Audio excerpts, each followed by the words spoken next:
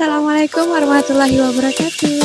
Hai, saya Iwan Giringganti dari kelas konferensi reguler Apadi. Saya akan menjelaskan tentang Al-Quran sumber ajaran Islam yang pertama.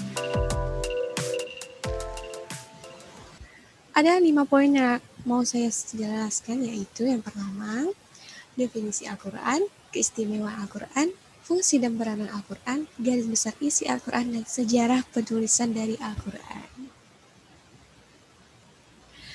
Di sini telah tercantum dalam surah Al-A'raf ayat 203 yang menyebutkan bahwa Al-Quran adalah bukti-bukti nyata dari Tuhan, petunjuk dan rahmat bagi orang-orang beriman. Selain itu, pada surah Fussilat pada ayat 41, Al-Quran adalah kitab yang mulia.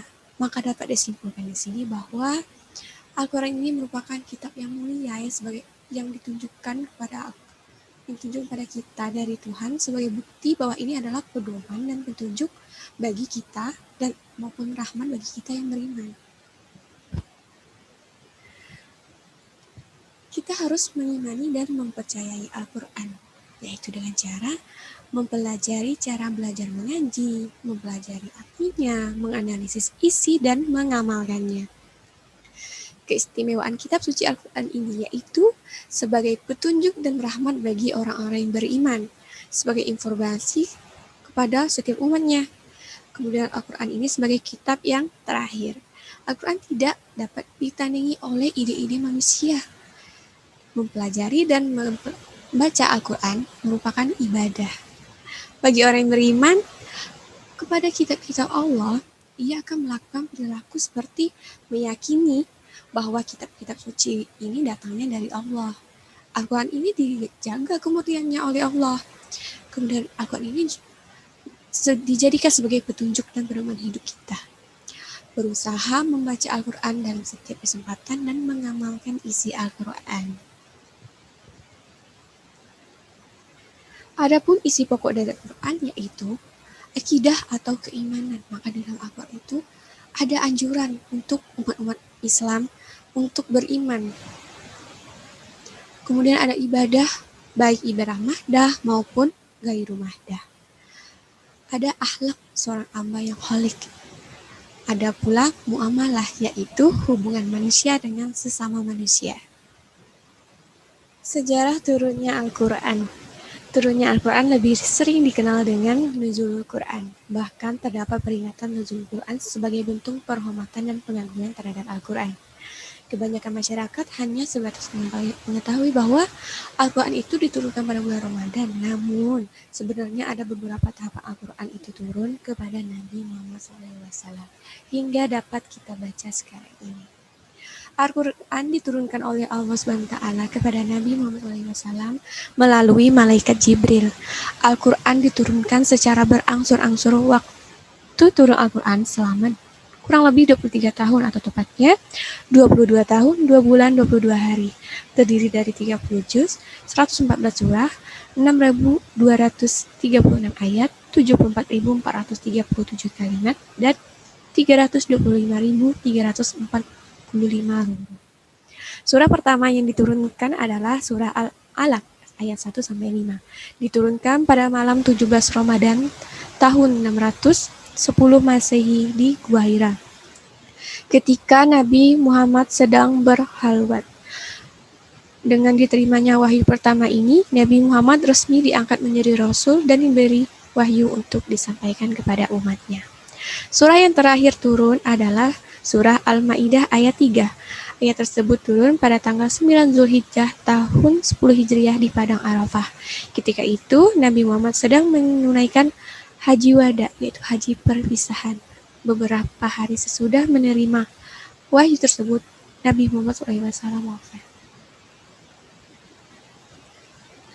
Hikmah dari turunnya Al-Quran secara berangsur-angsur. Yang pertama, untuk meneguhkan hati Nabi Muhammad SAW. Sebagai mukjizat, mengingat banyaknya tantangan yang dihadapi Nabi dan kaumnya, baik dari pertanyaan yang memojokkannya. Yang ketiga, untuk memudahkan hafalan dan pemahaman Al-Quran. Yang keempat, untuk menerapkan hukum secara bertahap. Yang kelima, sebagai bukti bahwa Al-Quran adalah bukan rekayasa Nabi Muhammad ataupun manusia biasa, melainkan ayat suci Al-Quran yang diturunkan oleh Allah Subhanahu wa Ta'ala kepada Nabi Muhammad. Proses penulisan Al-Quran terdiri dari beberapa tahapan atau masa. Yang pertama, pada masa Nabi Muhammad SAW. Yang kedua, pada masa Khulafaur Rasyidin. Yang ketiga, pada masa setelah Khulafaur Rasyidin. Pada masa Nabi Muhammad SAW, penulisan Al-Quran ditempuh dengan dua cara. Yang pertama, al-jamu fis sudur. Rasulullah amat menyukai wahyu dan senantiasa menunggu turunnya wahyu dengan rasa yang rindu, lalu menghafal dan memahaminya. Nabi Muhammad SAW adalah hafiz atau penghafal Al-Quran pertama yang merupakan contoh paling baik bagi para sahabat dalam menghafalnya. Sebagai bentuk kecintaan mereka kepada pokok agama dan sumber risalah. Setiap kali Rasulullah menerima wahyu, para sahabat langsung menghafalnya. Masya Allah. Yang kedua, dengan cara al-jamu fis sutur. Selain dihafal, Rasulullah juga mengangkat para wahyu dari sahabat-sahabat terkemuka seperti Ali, Muawiyah, Ubay bin Ka'ab, dan Zaid bin Sabit. Bila ayat turun, beliau memerintahkan mereka menulis dan menunjukkan tempat ayat tersebut dalam Al-Quran, sehingga penulisan pada lembaran itu membantu penghafal di dalam hati. Proses penulisan Al-Quran pada zaman Nabi Muhammad SAW sangatlah sederhana. Mereka menggunakan alat tulis Al-Quran yang berupa tolong kayu, pelepah kurma, tulang belulang, maupun tempat lainnya. Sungguh nikmatlah zaman kita sekarang yang dapat membaca dan memahami Al-Quran dengan yang telah ditulis di kertas yang bagus, tulisan yang jelas. Masih mau malas membaca Al-Quran. Pada masa Khulafaur Rasyidin, pada masa Khalifah Abu Bakar Asyidi, pada masa pemerintahan Abu Bakar terjadi Jam'ul Quran, yaitu pengumpulan naskah-naskah Al-Quran yang susunan surah-surahnya menurut riwayat masih berdasarkan pada turunnya wahyu. Usaha pengumpulan Al-Quran pada yang dilakukan oleh Abu Bakar terjadi setelah Perang Yamamah pada tahun 12 Hijriah. Peperangan tersebut mengakibatkan 70 orang sahabat penghafal Al-Quran mati syahid. Lalu Umar bin Khattab menemui Khalifah Abu Bakar Asyidi untuk mengumpulkan Al-Quran dari berbagai sumber, baik yang tersimpan di dalam hafalan maupun tulisan. Yang kedua, pada masa Khalifah Utsman bin Affan. Inisiatif Utsman bin Affan untuk menyatukan penulisan Al-Quran tampak sangat beralasan. Betapa tidak? Menurut beberapa riwayat, perbedaan cara membaca Al-Quran pada masa itu sudah berada pada titiknya menyebabkan umat Islam saling menyalahkan dan pada ujungnya terjadi perselisihan di antara mereka. Yang ketiga, pada masa Khulafaur Rasyidin. Setelah pada masa Khulafaur Rasyidin. Pada masa ini Al-Quran mulai dalam tahap penyempurnaan dalam tulisannya. Mushaf yang ditulis pada masa Utsman bin Affan tidak memiliki harakat dan tanda titik, sehingga dapat dibaca dengan salah satu qiraat yang tujuh.